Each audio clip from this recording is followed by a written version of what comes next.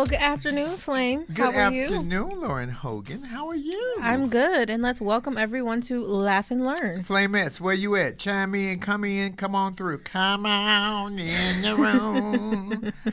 Hello, everyone. Hello, Tribble. Hello, Kendall. Welcome, everyone, to Laugh and Learn with Flame, Nick, and Laureen Hogan. That's what I call Lauren, y'all. Laureen Hogan. We are off to a wonderful, the first day of February. Yes. Also Black History Month. Hello, Nick. I'm trying to make sure I'm not too close. Oh, you look great, and you sound wonderful. Sounds good. Hey, happy Black History Month, ladies. Your beard looks fantastic. Did you just freshly get it done? I did. Brother Lamont Kimball, black-owned business here in Little Rock. He's doing his own thing. And Flame, he was a victim of COVID. So he was able to bounce back, and he has a young son with asthma. I hope I'm not sharing too much of his business, but he shared this. You know, the barbershop, everybody talk. Okay, yeah. So, yeah, but he's doing well. He's back, and I'm happy to support. So, yep. Well, thank you for joining us today, Mr. Smith. But I have to tell you, though, he couldn't. He's like, Nick, how was it working with that funny motherfucker? Who? It wasn't Lauren, so I'm just gonna. About to say, I know it wasn't me. The language, nigga. What the language? I know. So that's it. But and that's it. I just have to let you know. People think you are a funny MF. So there you go. I'll take it. I'm an MF and I'm an FF. I ain't done the mamas and the daddies. I'm just saying, you asked, you said, I'm just repeating what you said. Lauren looks exceptionally pretty today, don't she? Lauren when she got here, I didn't look at Lauren, and then I just looked at her. I said, oh, Lauren, you look so pretty today. Look, today. I told you, I only get dressed for you guys. Well, at least in the face. I got on sweats. There is a saying that is a universal truth. It's impossible to not be a beautiful woman if you graduate from Spelman. So that's like people know that. That's just the truth. Period. I love that. Mm-hmm. That was an ass kissing line if I ever heard one. Don't be a hater. It's okay. Don't be a hater. It's okay. No, that's just one of those things they say. Good morning, Black History Month. So let me give y'all a tad bit of Black history from my perspective. I actually am part of history because I was the first transgender stand-up comedian to ever do Comic View. Now I wasn't the first drag comedian to do Comic View because. Amazing Grace, may she rest in peace, also did Def Jam, and she passed on. But yeah, I'm the very first. You are indeed. And I remember how it literally upset the room, as in the comedy was good. People are always surprised by the first of anything, right? And that's then when true. it meets and exceeds their expectations, they're like, well, I didn't know that was going to be that funny. Well, what did you expect? You know, so yeah. This kind of touches on to what Joe was talking about, how there used to be theme nights for different things like that. Well, in 2004, I was on the circuit here in L.A., and Chris Spencer, I don't know if you guys remember him, he hosted a show called After Dark or something years ago. He's a comedian, an actor. He made a phone call to a producer, Joyce Coleman at BET, and say, hey, I want you to put this person on the show. Just like that. I didn't have to audition or anything. When I got there, they were terrified of me. They actually tried to push me as a woman in 2004. I'm like, now, I've been a lot of things, but I ain't going to pass as nobody's woman. Y'all know. The body was banging, and I was young and slim, but I was never one of the passable girls. And I accept that part about me. I was cool with that because, you know, if you came to play, you had to play with everything. But anyway, they were so terrified of what I was going to say and how people were going to receive me that they would not push me because BET back then, 2004, as a trans comedian because they was like, oh my God, we're terrified. What are you going to talk about? Woo, woo, woo. So I'm like, just sit back. But that was the show that Ricky Smiley hosted, and he came in my dressing room and held my hand and said, you're the first one, go out there, do your thing, have a good time, represent. And that made it all better because I went out there and I killed it, and you know, the rest is history. And here you are. And here we are. And Flame, for those who don't know who Ricky Smiley is, give us a little bit of background because everybody in Chicago knows Ricky, but I'm not sure that everybody who may be listening in, chiming in to Laugh and Learn, may be familiar with Ricky. Ricky is a comedian from Alabama. He has a radio show. What is the radio show called? Ricky Smiley Morning Show. Morning Show. And they have the other one, The Dish, yeah, right? That Dish one, yeah. Yeah, so, and Ricky was just a cool dude. I'm telling you, it makes it easier when your constituents that work with you accept you for who you are and not what they want you to be. And that's all that was. That year was great. The next year didn't go so well because it was a different host with a different energy. Energy is very transferable. Y'all need to know that. Energy is transferable. He transferred good energy to me. I transferred it to the TV. After that, they was in love with me. They Well, were Flame, in love with me. talk to us about this week as we're going here, because you've had a busy week. And we all have. Lauren's been working. You've been working. I taped. We did the second year of my second year. This was their third year of the AHF's International Condom Day campaign. That's how I met Lauren. She was over there last year, and this year we couldn't travel, so we did a video, which was much harder than traveling. Taping is harder than live theater. Let me just say that. And tell them why, though. Because you have to redo and retake and over, and they have to get certain visual shots. But that wasn't even the most challenging part. The most challenging part was I had to do stand-up, no audio. I couldn't even see me talking to me. So they were in the room, but they couldn't make a sound because the audio picked up everything. So I was trying to tell stories and jokes to entertain myself, but I couldn't even see the look on my face. So it was very challenging. But, I'm a professional, bitch. I pulled it off, baby, because it was a check. We like side checks. And so much about live performance, too, is about that feedback immediately, and you couldn't get that. Exactly. You couldn't get that interaction. Yeah. Well, I didn't have a bait. I love the fact that you and Lauren are here because y'all bait me. See, I had to. It was just go. I'm a warm up bitch. I gotta ease into it. It's like getting sex without the warm up. I ain't no go. What is the hell is go? Jump? No. Don't you count the three, or don't you look back or something? Go. I'm like, I can't go. But we made it work. And when it comes out on February the 13th, it's going to be visually beautiful. Those were some of the most talented children from this year and last year. Those kids could dance amazing. So you guys, it's going to be free. It's going to be live stream on AHF's website. I'll have all the link and all the information up as soon as I get it. And you should watch it free. You should watch it that night, because once they put it on YouTube, they might monitor the music and you won't be able to hear it, so it won't have the same effect. But that was my week. And we do want to remind everybody, because I can see some of the Flamettes sounding off, that if you want to join the conversation, jump on in there. Make sure you're sitting in good light, you've got those headphones, and that you use a flame at the bottom so that we know that you're ready to join the conversation. My week was simple. Lauren and I had a chance to catch up also, because we were talking yesterday. Lauren, you and I talked about how we're just trying to find different times to, in a busy day, still work out. And and so, mornings are my time. Like, I really enjoy the mornings. I've always been a morning person, though. Even when I was a morning reporter, I enjoyed being up 4 a.m, 5 a.m, because it's just quiet. And it's just that nobody cares if you're listening to an old Vanessa Bell Armstrong song. It's just you and God. You're just in your Zen space. And whatever happens to be stressing me or on my mind, maybe the night before or that day, when you get up that morning, you start moving and exercising. For some reason, it all just comes together. It really does. Yeah, for sure. And I think for me too, on a selfish note, I like working out at 6 a.m. because I wake up at 4:30 and then I drive to where my trainer is. There's just no traffic. I hate traffic. So that's really my motivation in honesty. But on Sundays, I started doing a beach workout. One, because, that person said I was snacking. So I'm trying to make sure y'all can't talk about me anymore. So I took the snacking comment. I have been working out. But to your point, though, it helps me get back into the groove of things. I have new energy and, it gets me through the day. I hate waking up at 4:30, but I am not a part of this conversation. Working out, what that mean? I got hand-to-mouth disease. But you're a morning person. You are a morning person. I am a morning person, but I'm not going to the gym. I'm not going to the weight room. I'm working out for the both of us. Yeah. Is what's happening. I'm doing I lost weight. I lost a couple of pounds this week because they had me dancing in here. We had 4 12-hour days. I had 12-hour days with 10-hour heels, with 6-hour legs and 4-hour feet. So yeah, it's like that. Which kind of leads into my next point, Flame. 12-hour days, but you kind of had a little bit of vacation, if I'm not wrong, because the 2 of the teenagers are gone. The Lord is my shepherd. She switched the glasses. I won't.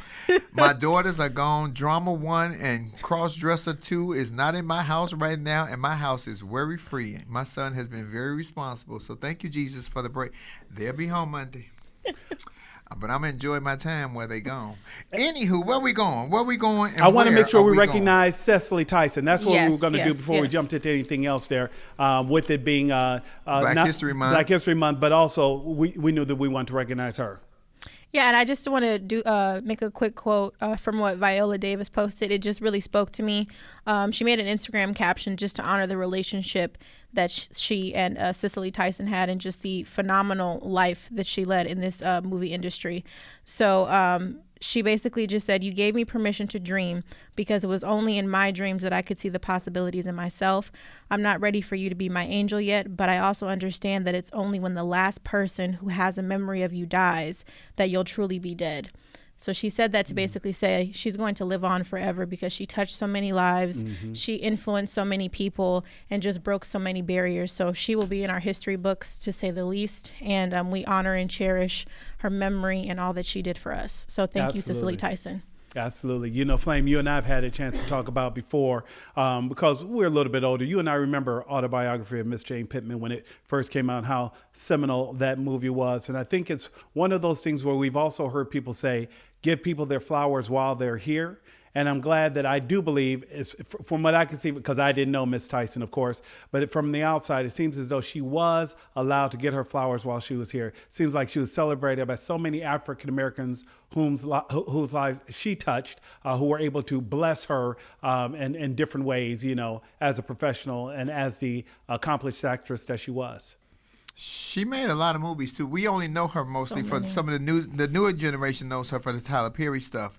But Sounder, you know, she was in Sounder with what was the guy's name from Sounder? Yeah, he was a great actor. Oh my God, I cannot think of his name. But he was a great Paul Winfield. He had the best speaking voice. Oh my God, he had the most amazing voice. And that was a great movie back in the day. And she lived to be 96. So when we get to Holland, ooh, it's so sad. And it is sad that passing is happening. But you know we all going to die. We all have to die. It is not about dying. It is definitely about living. She lived a good life. The Bible promises 70 years if you live according to the Bible. Anything after that is a blessing. She got 26 years after that as a blessing. So hats off to you. And she always looked good. So let me tell you something. Millie Jackson said, when you look good, you know you looking good. Don't nobody have to tell you you looking good. When you looking good, you got a different walk. She was 96 years old, and she could still get around and walk. You know how many people 96 can't do nothing? Miss what's her name? Cicely Tyson? Because my man just went blank. Cicely was making her corn purse, baby. Miss Cicely was making her change. Yes, and looking good. And she always was a grand lady. She was always a grand lady. You know, that's especially as an older black woman. Because you get older, you get complacent. But I love the fact that whatever era she was from, she always dressed up. I always dress up for work. I completely agree.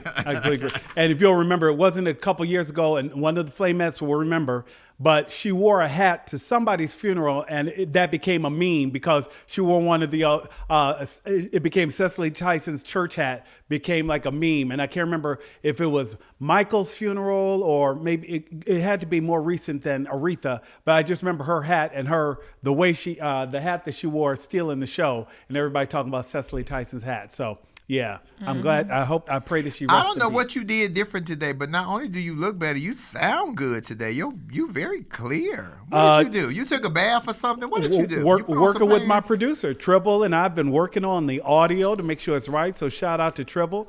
Kendall told me where to sit, and I'm using the window instead of using an artificial light source. So that's what it is. You are very professional. Good. I don't care what they say about you. Well, hey, maybe my mama watching. Mama, is you there? Mama. Miss Rosetta peeking in, baby. I got a new bed this week too, y'all. I finally got a bed. I'm no longer sleeping on the floor. I've been on the floor for how long? Not on the floor. You were sleeping on the mattress. Yeah. Flame, people are thinking. I was on the damn floor. When you old and you got to get up out the bed and it's too low, it's like a task. It's like when you get in a car. That's why I drive trucks, so I can step out. Getting in the car is one thing. Peeling yourself out, you know, you have to roll out sometimes. It's harder. So I have a bed, and I broke it in yesterday. Thank you very much. I want to kind of start today with one of the things we were talking about, you guys, that we saw hit the headlines, and that was just the effect that COVID continues to have on the economy and on the community. One of the things that I read this week that I found kind of interesting because it just never even dawned on me is the cost of COVID and how it's affecting nursing homes. Most nursing homes say that they won't be able to stay open another year due to the cost of the pandemic because they weren't expecting to have to pay the overtime, the PPE, the cleanup, and the way they've had staff members get sick and they can't have two staff members now service the entire ward. You have to limit the interaction different people have, and they were not anticipating these costs. And the reason I mention that is that so many of us rely on nursing homes to take care of our older relatives. There are a lot of people who depend on nursing homes to be that caregiver to their loved ones. And I think this may have a detrimental effect, on a lot of people down the road that they're just not expecting. Yeah, and I think it's something unfortunate. Like, speaking from personal experience, my great grandmother, like I said before, she turned 101 in January. She actually had a live-in aide because we didn't want to put her in a nursing home specifically. But even with that, when COVID hit, she couldn't be there anymore. So my grandmother went and got her because she's only like 5 blocks away from her, and she's been living with her. So it's really unfortunate that, COVID has caused so many economic issues, and we're at the point now where, to your point, we can't have, nursing homes may not be an option, and everybody can't have the capacity to have their relative living with them. So it's just an unfortunate situation to be in at this point, It's about to be a lot of Golden Girls situations. Understand that. A bunch of old folks about to be living together. Y'all need to know that. Yeah. It's about to be a bunch of Golden Girl situations. That's it. I don't even know if I want to be put in a nursing home. I wouldn't want to. Yeah. You wouldn't? Mm-mm. If I'm on one of those machines, and just pull the plug, honey. I don't want to live like that. I don't want nobody wiping my butt and changing my drawers. I don't want you to do it. I'm very independent. I don't want that. So I would rather you just get rid of me, honey. Just throw a bitch in a can or something. I'm good.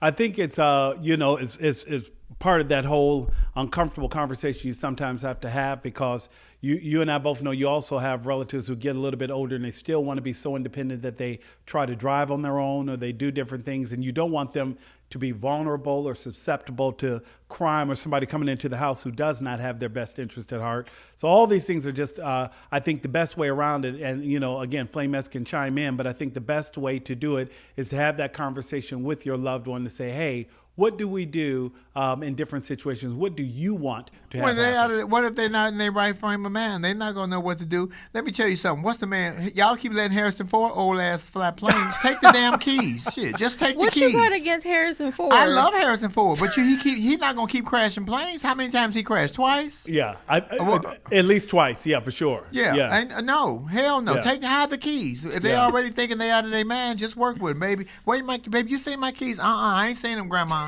Keys be right in your pocket. I ain't seen them, Grandma. That's simple. Shit. But you know what's interesting too, though, Nick, I don't know if you've seen this as well, but Governor Cuomo is actually being investigated by the Attorney General, Letitia James, as well, for underreporting COVID deaths in nursing homes. Yeah. So yeah. I'm curious to see how that shakes out. It will be interesting to see how that shakes out. I think a little bit of backstory to that. I think that there were different ways of reporting, right? And I think that the problem is Governor Cuomo hasn't necessarily been as transparent, Ms. James argues, as he should have been with the number of people who are dying in different facilities. He says, yes, some of the people died in the facility, but they were already sick before they got there. And it may or may not have been COVID related, that there are people who die in nursing homes who do die, and it's not related to COVID.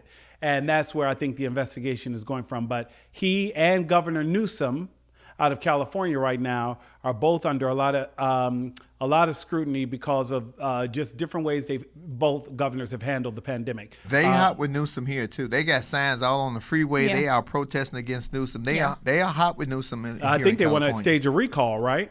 Yeah. Yeah, that's been discussed as well too. Yeah. So COVID continues to claim casualties clearly, and not only the physical realm but also the political realm as well. There, so we'll definitely see how it all shakes out. It's just one of the many things I think that we need to keep an eye on, because now where are we now with the COVID death numbers, you guys?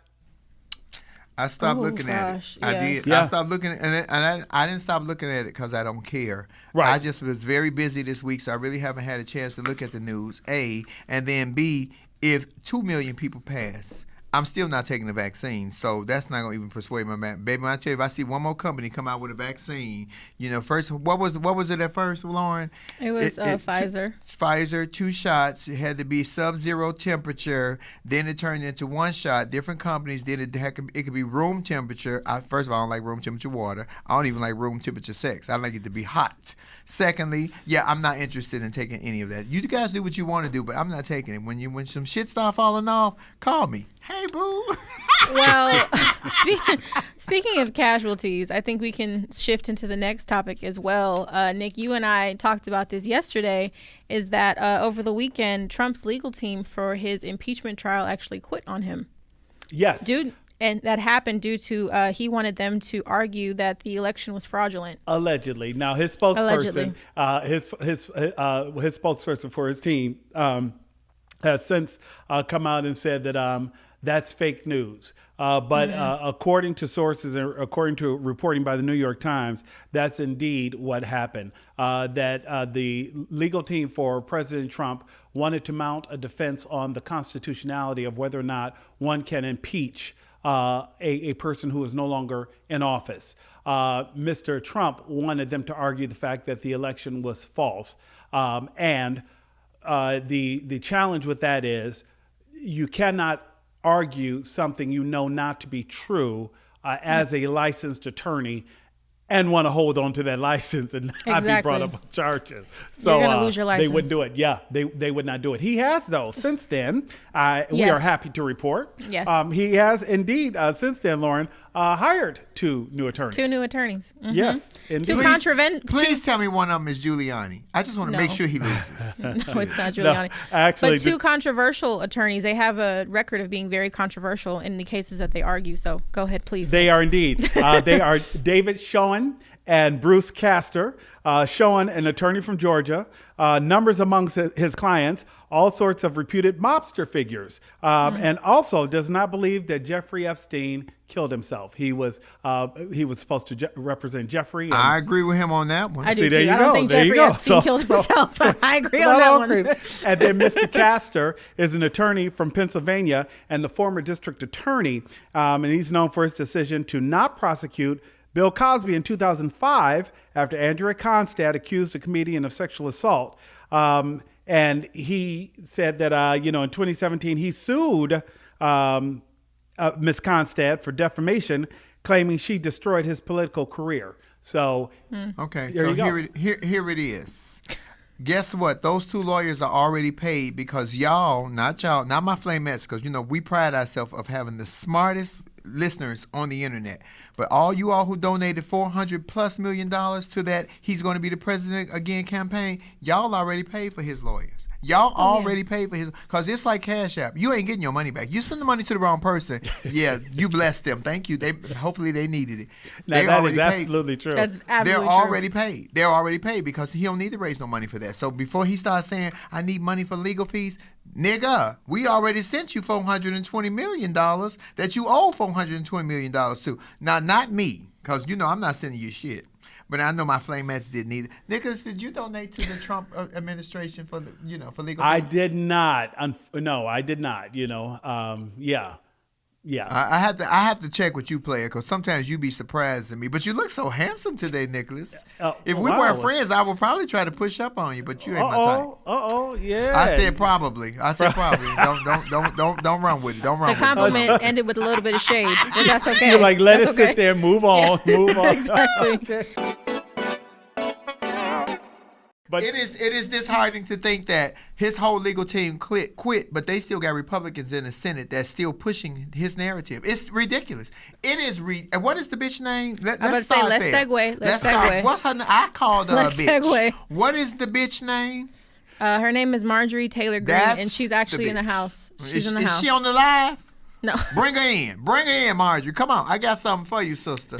She goes to work every day after pushing the whole QAnon, or what is it called? QAnon thing, with her gun. She don't even have to go through the metal detector. So she goes up in here angry, already talking about something should happen to Pelosi and what's the other one, Cortez, and she still got her job. That's BS on every level. That is BS on every level with this government. And you wonder why I won't take a vaccine from this government if you don't know. Well, let's add some context to it. So I'll do this intro, Nick. So Marjorie Taylor Greene is an American politician and U.S. representative for Georgia's 14th congressional district, and some Republicans and Democrats are calling on, their constituents to stand up against her in terms of some of the controversial things she said. And to your point of her, making very threatening statements towards Nancy Pelosi and other folks that are within Congress, the claim is that she did it before she was elected, so she shouldn't be held accountable because they decided to elect her anyway. That's the argument that's being made. That's BS. They hold everybody else accountable, but this cancel culture will cancel everybody, starting with what's his name, Kevin Hart, when they wouldn't let him host for something that he said 12 Oscars. years ago. No, everything is canceled. They on Ellen's ass about, people work for her as me. I'm not buying that. She should be removed. That is a threat on somebody's life. And let me tell you something, lady. Let me move over. Uh-oh.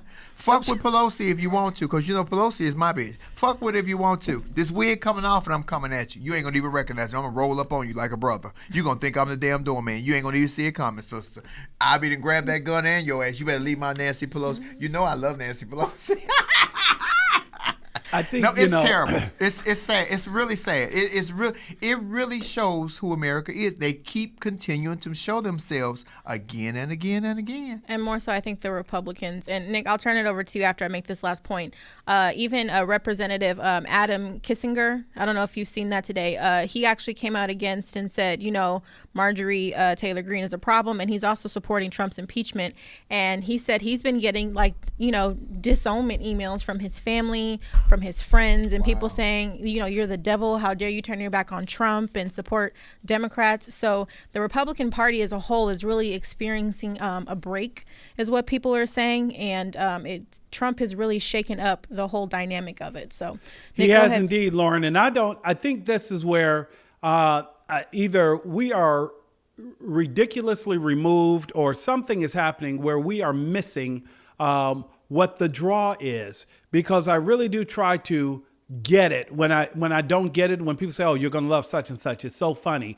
You're gonna love blah blah blah. It's the best thing ever.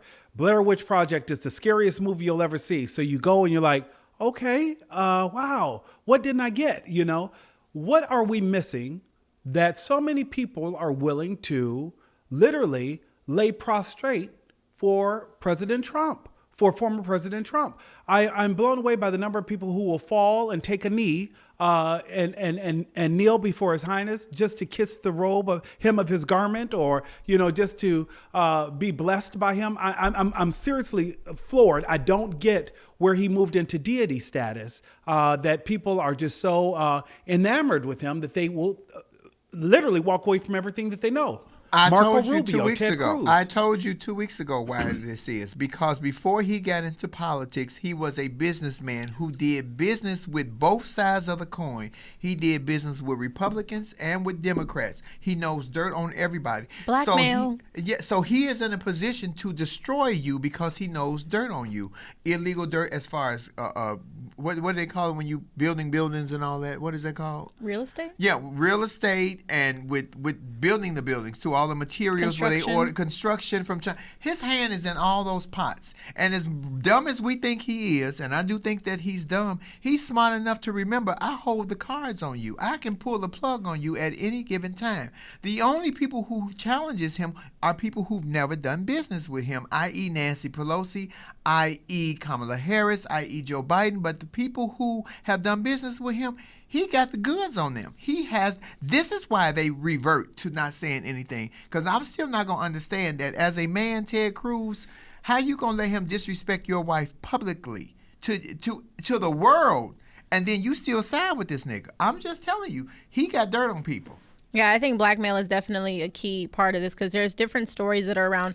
I'm not going to say anything is factual or true. I'm just simply stating what I'm reading, is that, the Lindsey Graham situation and going to the UK, and there's this whole little boy, component to that.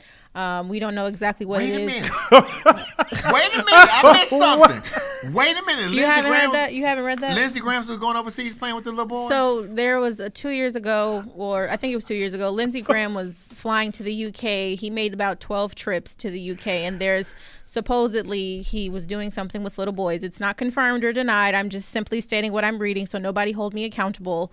But that is the story behind Lindsey Graham and why he flip-flopped so drastically from 2016 to when Trump was elected to being a Trump supporter. Flip-flop. Supposedly, that's what It is. Everybody look it up. You can go and read it. It's not confirmed. We don't know if it's true, but that is something that I've read in, news articles. I'm just going to say this about that. Stevie Wonder can see that. Shit. I think, specifically with Mr. Trump, I think my biggest issue, if we didn't have an issue before, is the fact that now you have someone who clearly led an insurrection against the House of Congress, House of Representatives and Congress.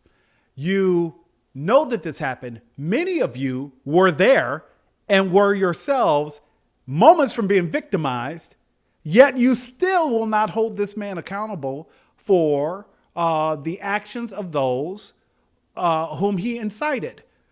I just don't get it.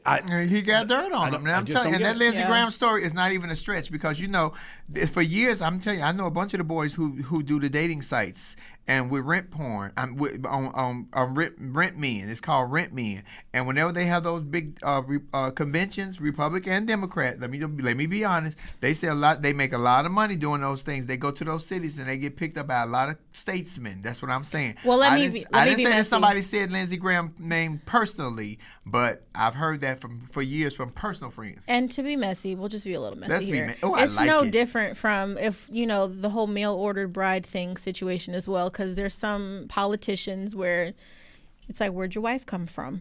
So, hell, we can even say... the mailbox. We can even say that about Melania. Melania married Trump, and all of a sudden her whole family came over here and got green cards. So they're even saying that about her. But I'm just saying. Let me tell you something about that Melania, y'all. She gone now, so I can say it. I don't know who the hell Cardi B was talking about with the WAP, because Cardi B might have a WAP, but her man kept cheating on her, and she married to him.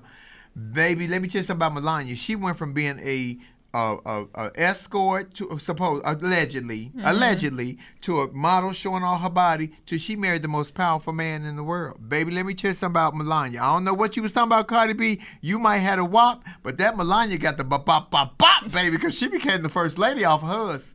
I'm thinking about getting me one. I can go as far as at least the Secretary of State or some shit was. Well, I think in Melania's case, she was looking for a meal ticket to get her family out and just ended up becoming the first lady, which she wasn't too happy about. Yeah. Smart girl, Melania. I can't fight on that one, baby. When it's good, it's good. And when you find the food, you found the food. Unfortunately, they unloaded him on us for 4 years. But when you can find the food, you can find the food. Yeah. I just want to say with Marjorie Taylor Greene, though, I think that to kind of bring it back to how we started with her, the number of things that she has done, many believe literally move beyond the pale, right? She has openly mocked survivors of the shooting in Sandy Hook. Sandy Hook, saying that it wasn't real, and I don't know anything I think that could be crueler than to maybe mock a parent who loses a child, right? And for you to say that. Now I understand that what she has also said privately to them, listen, I don't really believe that. I'm sorry for your loss, but I support people who do, and I need to represent my people. So I'm not sure. At that point, I'm like, then you really are morally corrupt if you will purposely say things publicly that hurt people, and you don't even believe it, but you want to hold on to political power, in order to go forward with that. That was released this morning on CBS, that supposedly she has said to parents of those who were victimized at Sandy Hook, look, I don't really believe it. And Parkland as well. Parkland. Okay, so let's clarify though. So the Sandy Hook situation, from what I was reading, is she was not empathizing with the parents and basically saying that it wasn't accurate of all that happened. In terms of Parkland, she actually was walking behind one of the students who was at the forefront of speaking out against gun violence and was mocking him as he was walking across the street and basically trying to delegitimize the experience of the shooting. So those are the two instances regarding her, just to clarify. But go ahead, Flame. Racism is a learned behavior. I'm even surprised that we're having this conversation about that. There is no, I'm shocked.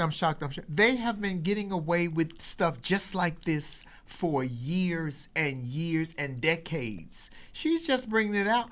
if this was somebody of color, black or brown, they would have FBI, their phones would be tapped, they would probably be under the jail. So I don't even want to make an excuse for her. This is some shit that they are allowing her to get away with. And that's how I felt like about Trump. They allowed this fool to do half the things that he did. Somebody is in control of everybody. He is out of control. Flame, I think that what has people so surprised about this, that they have censured and removed members before. And that's why everybody's surprised that why are you all continuing to let this go forward? That something very different is happening here. When Steve King of Iowa had said something about to the New York Times a few years ago about, I don't understand why everybody's so upset with white supremacy. It did a lot of good. They're like, whoa, dude, this is just too much. Mitt Romney led the charge to have him removed. In fact, they all thought it was just too much. You don't represent Republicans. We are not racist people. Well, something has shifted that Marjorie Taylor Greene is now, and going back to something else you said, Flame, there are those who also argue we can't remove her because she was fairly elected and the people in Georgia love her, or people in her district, they love her. She won fair and square, saying many of these things before the election. We knew who she was before we elected her. She is there doing exactly what we elected her to do. Don't let my voice not to be heard. If you don't like what she has to say, vote her out next time around. That's the black folks in Chicago. Y'all hear that? That y'all voted Lori Lightfoot in. She's not pleasing you, but ain't nobody marching outside of Marjorie Taylor Greene's house. I'm just showing the hypocrisy of the races. I don't want y'all to always think that I'm against everybody else. I'm talking about us right now. I'm talking about us. Y'all voted her in. Give her a chance. I can't give this woman no chance. This woman is in Congress, openly threatened to harm the Speaker of the House as well as Cortez. She should be removed. She should be arrested. They should take away all her firearms. She should lose all her pension and everything else, because if it was one of us, it would be way worse. And I'm not going to see it no other way. I'm going to let you say what you got to say. Well, I'm sorry, Lauren Hogan. No, I'm just going to say. Got hot. I'm ready to go to Georgia and start some shit. I'm just going to say, though, that, Nick, to your point of people making that argument that she was elected, but we've expelled senators and, House representatives before. I don't remember the exact date, so don't hold me to it. But when there were still House representatives that supported the Confederacy, they were expelled. And I think the latest expulsion that we had was in the 1980s, if I'm not incorrect. So Lauren, Al Franken. Remember, Thank people you. were so. Thank you. Yes, I know exactly what you're saying. Thank you. I don't understand. That's what goes back to. I'm like, what is happening here? The people are so hypnotized. What made Trump greater to them than Reagan? Reagan used to be the beacon of what republicanism, and we've all heard this before. Reagan was the great communicator, best president that ever walked the face of the earth. He was like literally the second coming of Christ to many. So something happened along the way. Something happened along the way. This is how I feel about. Let me tell you what the Republicans are trying to do. They're trying to get their reputations back. Y'all elected to put this person in front of y'all to represent y'all. Y'all not gonna get it back. That will be a stain on y'all in y'all's record for the rest of your existence. And there's this is how I feel about it. This is how I feel about it. Mother had you. Mother love you. And and there is bipartisan support to have her removed. One, like I said, is Adam Kissinger. He's getting death threats and disownments and everything else from his family. And there's also another Democrat on the other side of the aisle. And they're working together to develop a strategy to have her removed. So we'll see if that happens. What's the black senator's name that made the video and was saying that she felt threatened? She had to look over her Cori shoulder. Bush. Cori Bush. Yeah, Cori Bush looked like she gonna take her down. If she put them guns down, they had to go toe to toe. Miss Marjorie, girl, you better put your dukes up, baby, because Miss Cori Bush looked like she's not having it. But she's feeling it from a couple of people. I saw a video too. She walked into the Capitol and she didn't have a mask on, and there were representatives yelling at her saying, "Put your mask on," and she put that mask on, child. Yeah. So Marjorie did. Yeah, she did. So she's feeling it. The problem is, I wish she could take her mask off. Because she has a mask on, but we see who you really are. And I ain't talking about the mask for coronavirus. I'm talking about that other mask, that mask of hate that you're wearing. Because racism is a mental illness. So we got this mental illness bitch on the damn in the Senate.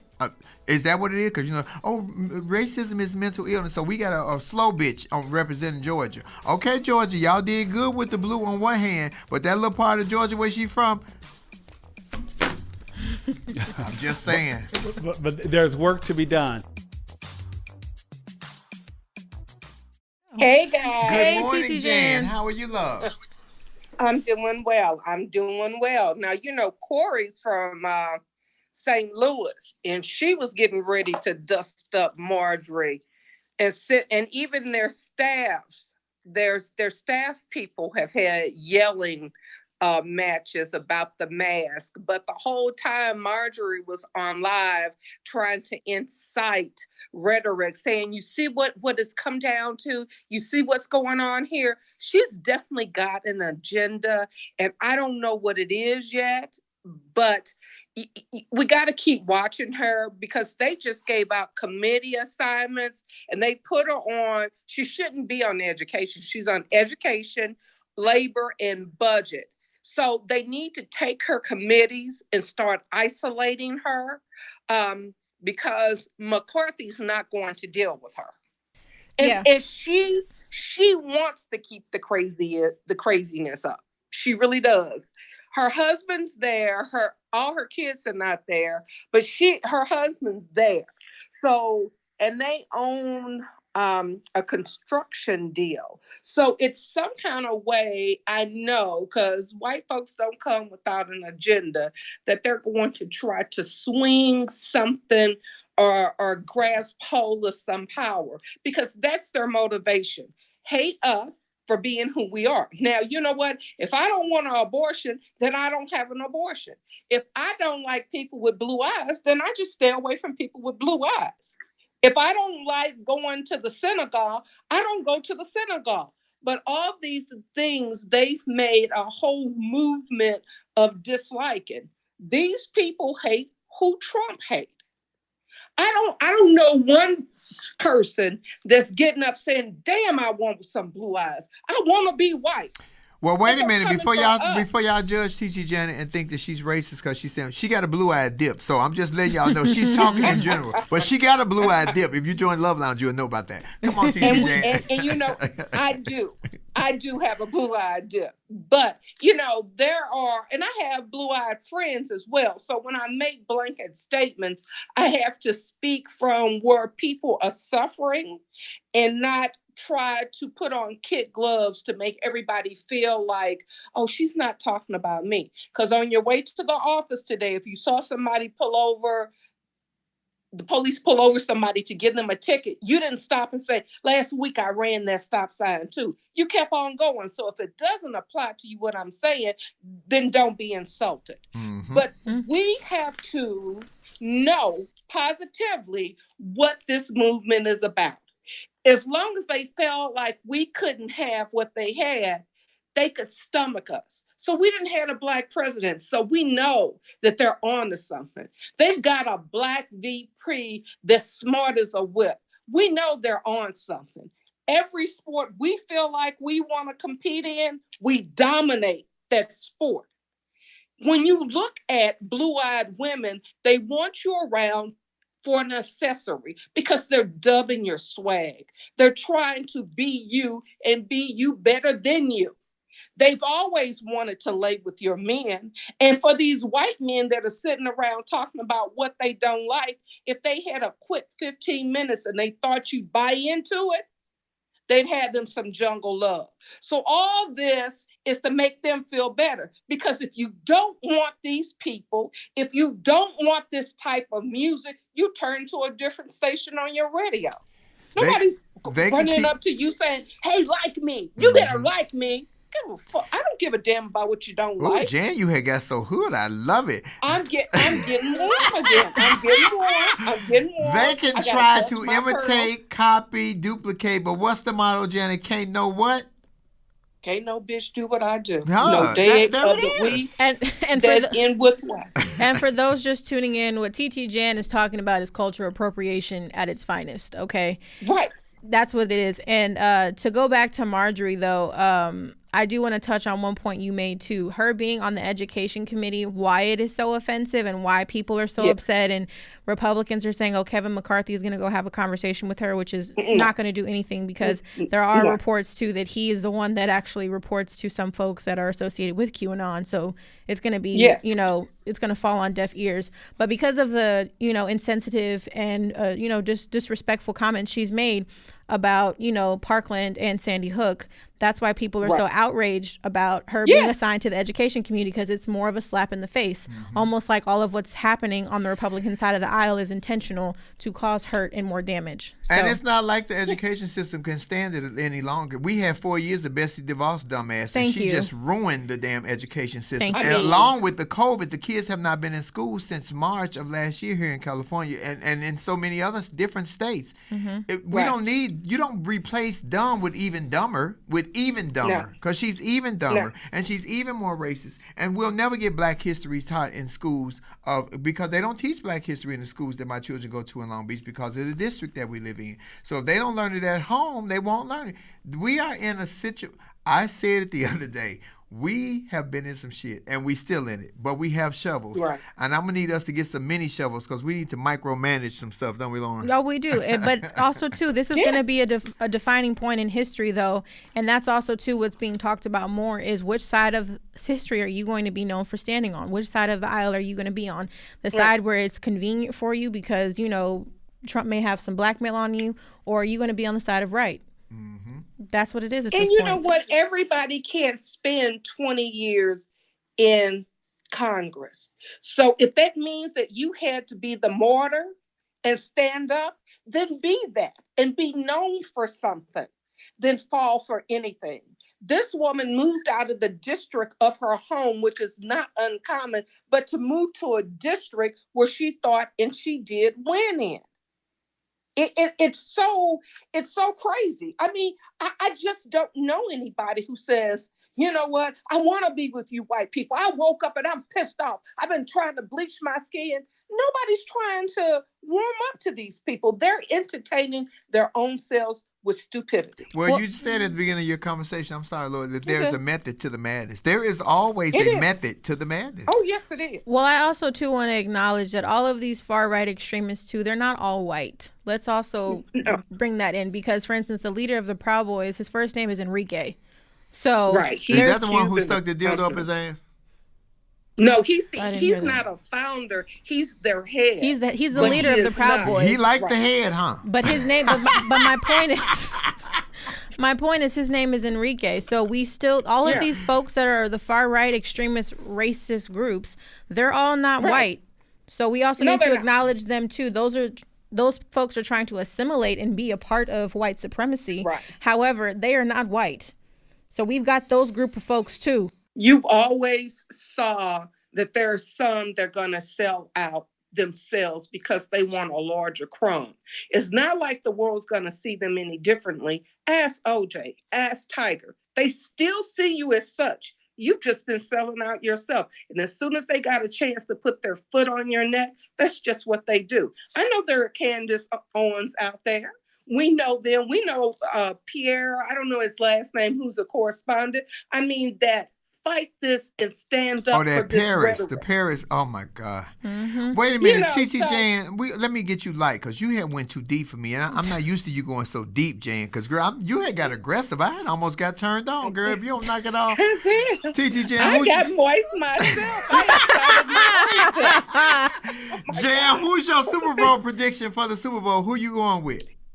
Well, I like people, and so since my guy is Patrick, I'm going with Patrick Mahomes for the Chiefs all day, every day. Thank you. And you're not going to roll with the experienced Tom Brady?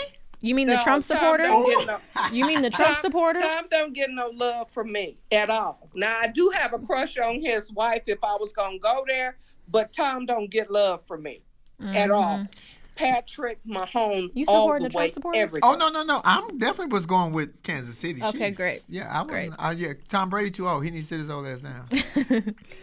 I ain't got past him with those shrinking the balls. Oh gosh. I like to shrink some balls. Oh, okay. Thank you, TTJ. Love you guys. We always appreciate you. Thank you. My God, T.T. Jan said, baby, she got hot. Did she get? I was like, girl, I thought she was about to come through this phone. She got pissed. So Vesper's here. I think I saw Mark earlier. I think Cass is here. Jess Pam is here. is here. A lot of our Pam is regulars. here. Thank you, So guys. the family is here. So I want to make sure. I just want to share a quick story with you all because I want to begin with an apology. Last week I made a joke about, we've been talking about the weight loss and just the exercising. And I had mentioned at one point, I said, part of my struggle is because of me and my love for bread. And I said specifically, I'm addicted to bread. Well, I got pushback on that, and I'm just going to share with you guys. I got that from my mom, and I hadn't thought about it. She says, Nick, don't joke about stuff like that. And I said, well, Mom, it was just a joke. She says, I know, but that could offend some people. And I said, that was not my intention. So if I offended anyone, I apologize, because me saying that I was addicted to bread may have come off to some that I was making fun of addiction. That was not my intention. Because I then shared with you, and I'll share with you all, because I do believe that addiction is a disease, and I did not want to make fun of anyone who may be suffering from the disease of addiction. So, well, I don't think you need to apologize for it, Nick, because I didn't take it that way. I didn't. I know your mom took it that way, and as someone who has family members and close personal family members battling addiction, I didn't take it that way. I didn't. So you're totally fine. I want to address the addiction is a disease topic. Uh-oh. Bullshit. Let me say it. And if it's any addicts, and I'm talking about drug addiction, I don't know about no other addiction, but the addiction as a disease is bullshit. Unless you're born into a crackhead mother as a baby, you're born into it, you're already addicted as a newborn baby. That's a choice. Y'all can say what y'all want to. That's a fucking choice that you made. And in order to understand how that feels, speak to the child of an addict parent that was old enough to see their mom or dad doing things that they should have never seen their parents do for a fix or for a hit. Be a child that had went to the meetings with their mother to hear the addicts could laugh and joke about turning tricks in the alley, rolling under cars, sucking a dick for $10. But they didn't remember your birthday. They didn't remember that you need to go to school. They didn't remember to buy food for your house. I'm going to raise my hand because I'm the bitch I'm talking about. My mother was an addict for 25 years, but that was a choice that she made because she went through a broken heart.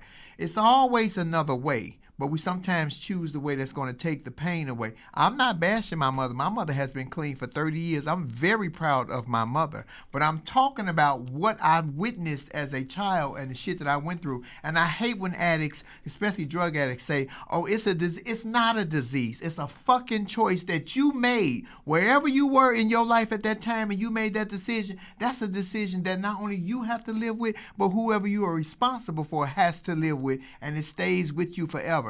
I'm going to go back to 1987, the Club Lorraine in Chicago. My girlfriend, Karen Alexander, who is still alive to this day and one of the most talented queens I've ever met in my whole life. The same fingernail that the guy in the back was passing around, he went to Amelia and said, you want a bump? She said no. He went to Erica Christian and said, you want a bump? She said no. He came to me and asked me, did I want a bump? I said no. He went to Casey Quartermain, may she rest in peace. She took it. She was addicted from that night on. Karen Alexander took the hit. She's been addicted from that night on. She has had a stroke. She is in a wheelchair. She's still alive to tell her story. And she's my friend, and she knew I was going to tell this story today. But that was a conscious choice that she made as a 21-year-old. Understand me. Stop using that crutch to say that fucking addiction is a disease. Just like they saying mental illness and racism is the same thing. You made a choice to do what the fuck you wanted to do. And if I sound like I'm upset about and I'm angry, I am. Because I think that that is a cop-out. And until we accept it for what it is and see it for what it is, we're going to keep on holding on to, oh, it's addiction. He addicted. My mother was on drugs. My father died, who I didn't really know, from cirrhosis of the liver. It was always a conscious choice for me never to smoke or drink. Now, I got introduced to edibles about 2 years ago. Bitch been high ever since. But had I taken that fingernail that night, because I can see it as vividly as I'm talking to you, I wouldn't be this person right here, right now.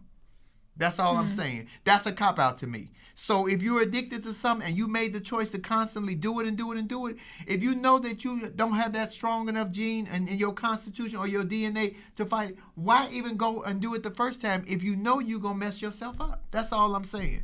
And you have people that are responsible for you, because for a very long time, I held on to that anger with my mother for a year. And not only, I'm sure of me, plenty of other children. What about the ones that go to jail and, their kids are...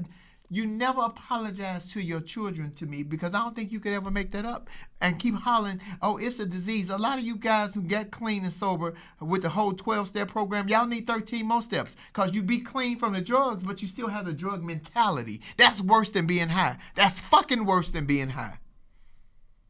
Sorry, y'all. I didn't mean to go there. I had a jam moment. I had a jam moment. It's so, and I think too, Flame, and wow, this is why I think it's so powerful. Is because...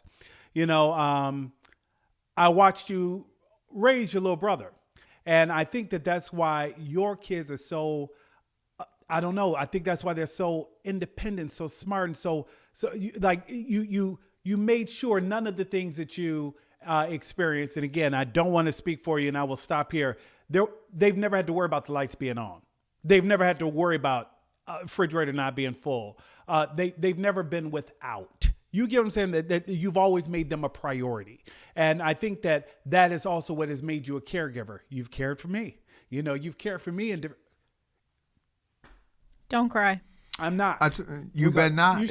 I'll come through this phone on your ass. I told you about that. I will come through this phone on your ass. You better not. That relationships matter, and yeah, they matter. I'll be right back. Lauren, go ahead and get a Flamette for me. Would you please? I love my Nick. Nick's so sensitive, y'all. I bet you Nick probably got some good sex, so he cry a lot. Ooh. Well, I'll say this. I don't disagree with you. I don't. I totally acknowledge what you're saying.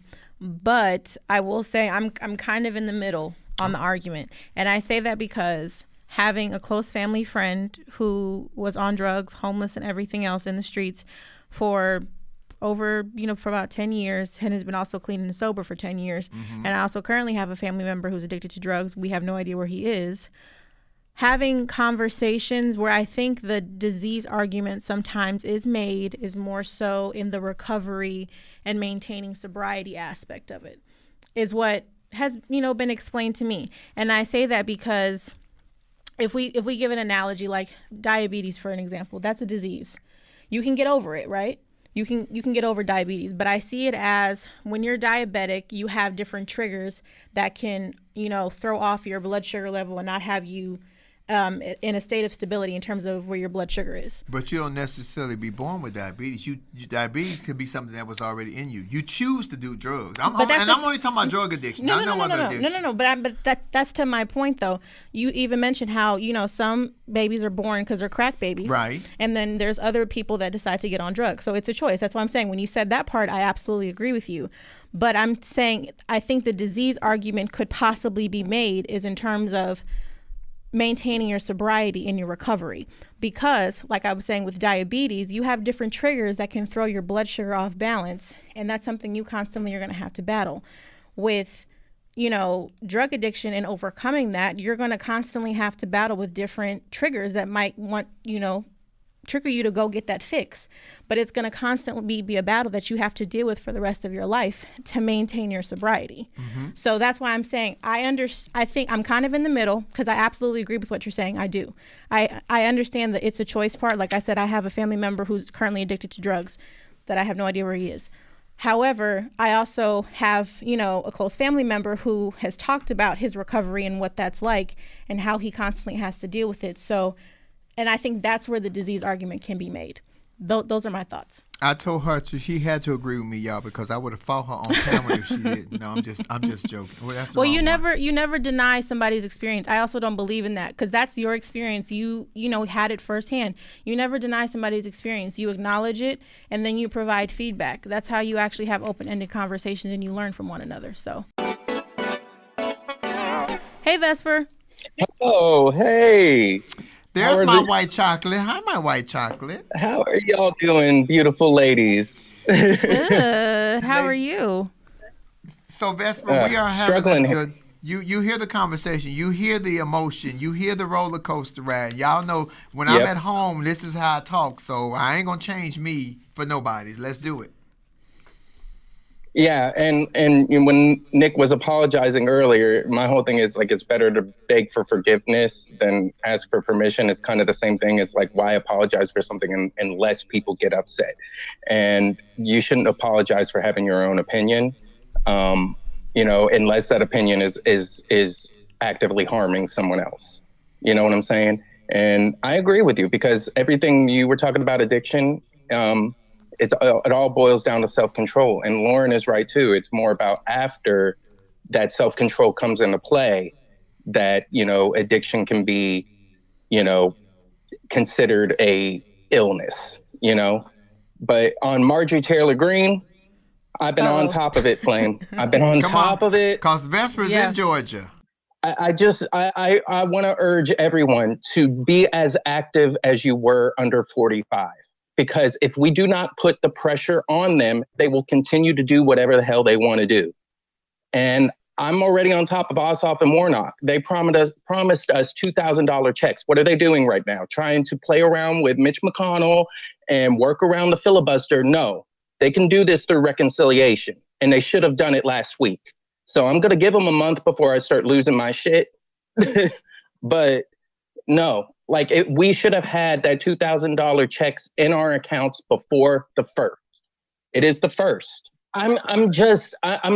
To me, it's like that $600 barely got us over the hump of this month.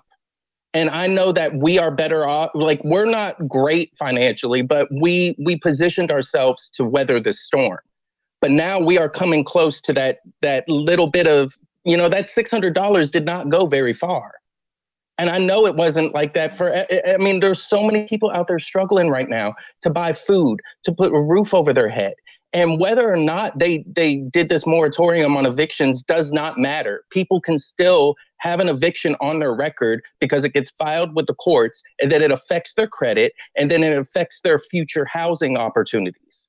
So a moratorium on evictions doesn't do anything except for kick the can down the road. There's still people who owe money on their rent, who owe money on their mortgages, and they're playing around with this money. That's our money. That's my biggest thing. And we need to put the pressure on them. Democrats, Republicans, it doesn't matter. They are elected to serve us. And that's what we need to make them do. Vesper, that's the word. Because let me tell you, if you pay taxes, that's your money. Mm-hmm. And the fact that they're holding our money hostage is a damn shame. So I am right there with you, Vesper. Give me my money. Absolutely. Mm-hmm. What the commercials say, it's my money, and I need it now. Exactly. Exactly. I need Rihanna to go back and remake Bitch Better Have My Money. And you are an honorary member of the Black community, Vesper, because I love that you get so heated. But let me tell you how I know you white, because you keep sitting down to write emails and write letters and shit. Black folks ain't going to write no letters. We might send an email. We might going to make a phone call. And if you don't answer twice, we ain't calling back. They're going to have to call me back. That's what, they're going to have to call me back. That's how we know you're white, Vesper. But we appreciate, Vesper, you always keep us on the ground level in Georgia, letting us know what's going on. You're politically savvy, I also want to bring one more thing to your attention. There is another senator. I'm right on the border of Marjorie Taylor Greene's district. There is another House representative here in Georgia who is my House representative, Barry Loudermilk. He has not denounced these white supremacists. He has not denounced the insurrectionists. And now he's falling in line with Marjorie Taylor Greene and starting to parrot her. He's got to go. And I've been calling Kemp's office about him too. So this isn't just about her. I mean, the pressure is on her right now, and we need to keep that pressure on her until she's gone. But all of these people that are in office right now that did not denounce white supremacy, that did not denounce those insurrectionists, they're traitors and they got to go. Come on, Vesper. That's it. Period. I'm sorry. You heard it here first. Vesper had put it down. Thank you, Vesper. Thanks, Vesper. Baby, thank you for having me. Vesper had got hot. I love it. Oh my That's God. time number 2. You got people all hot today. Yeah, let's get some. Wait, before you bring Nikki in, let's bring somebody else on. We got to get another opinion. Baby, people is hot. Y'all is cutting up. Let's get Miss Cassie. You baby, y'all is. Look. Ooh, child, it's. Let me get my fan, child. Oh my God, I feel like I'm in church. Miss Cassie, we're coming to you. Hey, I feel like I'm in. Hello, Cassie, my darling. Hi, everybody. Oh yeah, I'm in. Hi, Lauren, beautiful Lauren. Hi, Flame, and hi, Nick. addiction is a choice. It is a choice. Okay. You make a choice of whether you're going to go out and purchase that alcohol, or if you're going to go buy that joint, or if you're going to get that, go out and get the meth and smoke it, or the heroin and stick it in your, it's a choice. All it takes is one time. If you can't smoke weed or eat edibles and do it casually, and it's an addiction, and you want it and you want it and you want it, you have to make a mental choice in your mind that I want to get right. It's a choice. Just like I make a choice about Nick. I love bread too, and I be grubbing on bread too, and I got a big ass stomach to show the bread that I like to eat. But no, I'm sorry, that got me heated. It is a choice. It's a choice if I want to eat a bunch of candy, and if I have diabetes and my blood sugar goes through the roof, I make a choice. I have a family member who is addicted to gambling. She has a choice if she's going to drive to the casino. Mind you, this family member banned herself from certain casinos so that she couldn't go to casino. Girl, she going to drive to another casino. It's your choice if you get in the car and drive, or if you get that weed and smoke it, or if you get the alcohol and drink it. It's all self-control, but mind control. Have you made up in your mind that I want to be better, that I don't want to take these drugs? Because drugs has tore my family apart too. So I'm sorry. I just came on ranting and raving, but my blood was boiling. Oh, no, that's what Laugh and Learn is about. We appreciate Let me it. tell you something. We love that emotion. You know, that's my whole gripe about whenever something happens on TV. Don't be trying to show off other cameras. We want to know it for the real. I want the authentic you. And whether you would have agreed with me or not, that's not what this page is about. Get it out. Get it. God damn it, get it out. Blood. You know, I gained a lot of weight because I like to eat food. It's my choice if I want to get up in the middle of the night at 2 o'clock in the morning and cut some cheese, because I like to cut the block of cheese and eat it in the middle of the night. Ooh, that's fat for real, Karen. It's very fat. Girl, that's fat for real. I thought my bacon every day was fat, but in the middle of the night cutting the cheese, I thought you was talking about Putin, girl. No, actually, a block of cheese, I'll cut and slice it, eat it with some crackers, and just eat it by that itself. is ghetto as shit. I love that project. They used to give us free cheese and butter in the projects in Chicago, but I love it. Ghetto. But yes, I agree with Vesper. They should give us our money. And I do agree that we need to vote. People need to vote. It ain't just about the, presidential election. We need to get the right people in the positions of power, and we need to get a lot of them rich white people out of the Senate, because they don't understand what us little people go through. Yeah.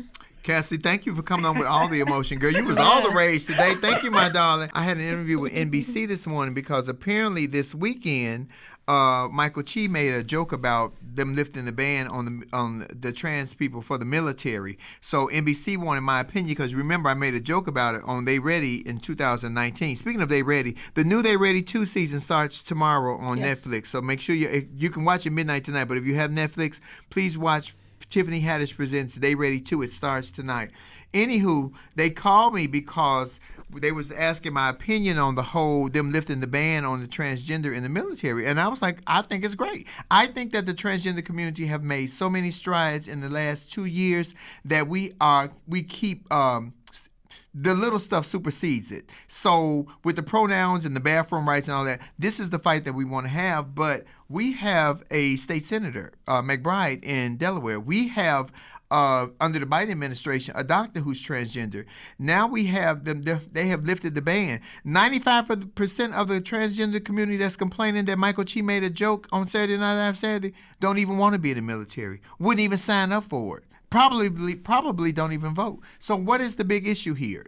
So it would just go. I'm saying this so the interview is coming out on NBC because it's gonna go on to our next topic because the WNBA player just had top surgery. Very my tea. Oh my God, you know I love me a trans man. Good and topless. Yeah, but as long as you don't mess with that bottom. Anywho, what's her name, Lauren? Come on. Her name is Lashia Clarendon. Am I saying that right, Nick? Clarendon. I'm sorry, Clarendon. Lashia Clarendon. I'm saying that correct, right, Nick? I think it's Lashia Clarendon. I don't know either because I've not heard anyone pronounce her name. I know that she went to Cal, and I know that she has also, Lauren, because you mentioned her in the story we did a few months ago, because she's also been one of the core sources of the WNBA being behind Say Her Name and the whole Black Lives Matter Warnock movement. and everything else, So yeah. she's been extremely active in all of that. So, yep. Yeah. Yeah, but like Flame said, she's a WNBA player. She recently had top surgery, and she actually plays for the New York Liberty Guard. And top surgery is when a woman Thank you, has her yes. breast removed to be flat chested, because that's how they identify. So she had her breast removed so she would have a flat chest like a man, or like a male. Yeah, and it's my understanding she chose to do this for cosmetic reasons. We know that some women have made that choice to as a preventative measure as well. So it does happen for different reasons. And I believe, Flame, that she is identifying as non-binary. So I don't know that she necessarily wants to be identified as male as much as she just did not want the impingement. Maybe. Well, that's not my area of expertise. I identify as an 18-wheel truck, and I will roll your ass over if you get in my way. No, I identify as he, she, we. He cash a check, she make the money, we spend it. That is my identity, yeah. I think what I love about this story, and one of the reasons I wanted to make sure that we spoke about it, is that we always talk about people living their truth and finding their space. And one of the things that she said that actually probably just brought it all home for me. She said that she was fearful in coming out, sharing her story, because she is in a relationship. She has a girlfriend or wife. I'm not sure if they're married or not. But she talked about how she was afraid of what the backlash might be. And then what she found out was that there was so much overwhelming support from those with whom she plays in the WNBA, and the people that she feared the most would reject. And she's been overwhelmed by the love and the positivity. So I always think that is an absolutely beautiful thing when someone steps out there and lives in that uncharted territory. Let me tell you what's a beautiful place. When you know who you are, when you look in that mirror and you see you looking back at you and you recognize you, that's a beautiful place to be. Yes. Hats off to you, Lashia Clarendon, because at least you know who you are. You know how many people walk around here don't know who the hell they are? Rich and powerful and still don't know who the hell they are. Yeah. It's fucked up. Recently, Joe Biden signed an executive order to end federal contracts with private prisons, which is very monumental to say the least. Now, to provide some context, we understand that this is not going to completely obliterate the private prison system. It's a small piece of the larger pie. However, we still want to acknowledge the fact that he did this because it's still something that's very important. Private prison system, it's a $1 billion industry. Every bed that's filled is a check for somebody. And, 9 times out of 10, it's filled with somebody who is of a black or brown color. So the fact that Joe Biden did this, within the first 2 weeks of his administration, I think speaks to what he's trying to do overall. So shout out to him. But like I said, this is just a small piece to the larger problematic pie of prison systems, private prison systems. Yeah, I'm going to tell you all, because Flame, I know you enjoy him as much as I do. Bill Maher had Van Jones on this past Friday. And one of the things that Van talked about is his work, with the prison project and all of that. And I forget the name of his particular group. Cut 50. Is that what it is? And yeah, so with Kim Kardashian. And talked about one thing I thought was interesting, and I know that people have varying opinions on Van Jones and on Kim Kardashian, but I do think that it is possible for some of the really most flawed among us to still do things that maybe are part of a larger important project, right? And I'm trying to think of what is the without getting into the weeds, but there are those who have committed their lives to prison reform, right?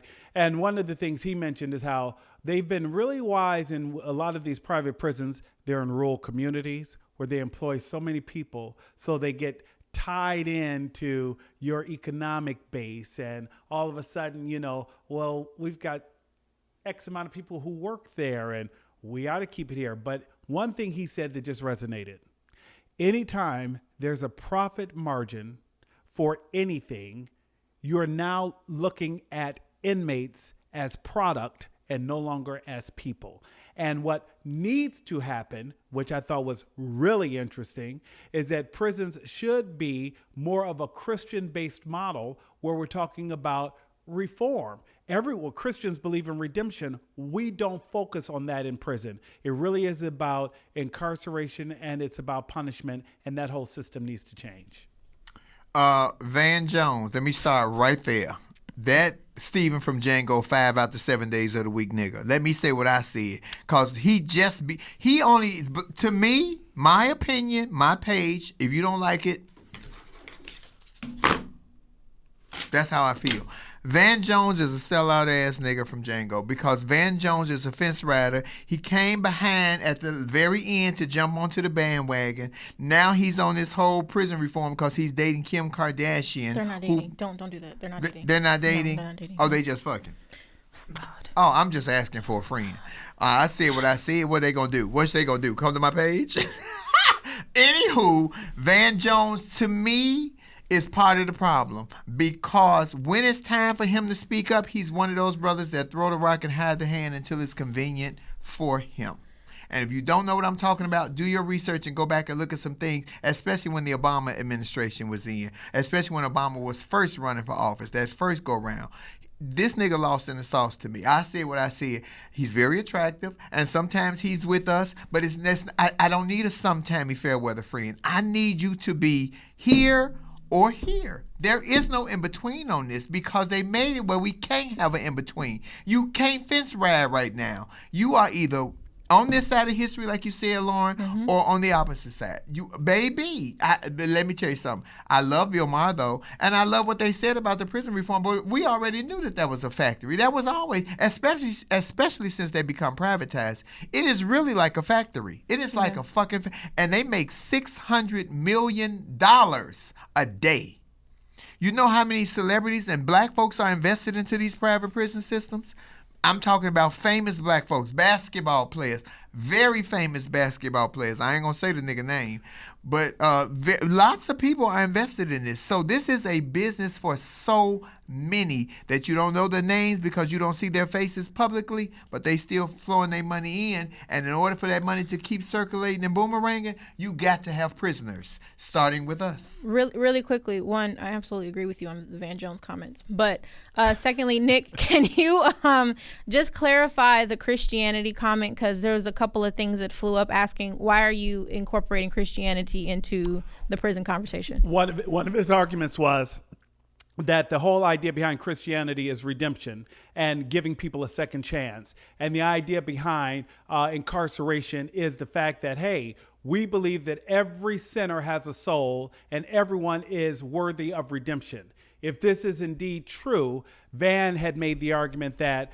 many in the Republican Party had wanted to take the lead early on before this became a prison industrial complex, saying that, hey, we believe that people can be reformed. What are we doing to educate people so that when they come out, they're prepared? We believe that we say this is the price you pay for this crime. Are we teaching them about Christ while they're in there? Are we helping them to learn how to be a better father or mother so that when they come out, they can be part of society? But if we continue to treat them like property or chattel and we don't prepare them to reintroduce them back to society, we are creating a system of recidivism.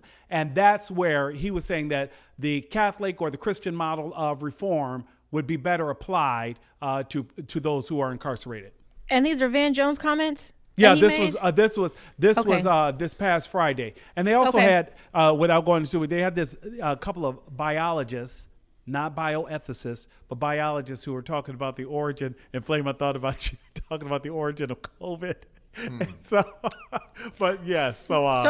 to clarify, everybody in here, these weren't Nick's thoughts before y'all start coming for him. These were Van Jones's thoughts, so don't come for Nick. That's why I had him clarify. Let me tell y'all why Van Jones been so lost. Because Van Jones thought he had got the golden prize. He had got the golden goose, honey, up in Wonderland when he married the white woman, had the babies, and she left him and took her children and reminded him, brother, you ain't my husband no more. You's just a nigga.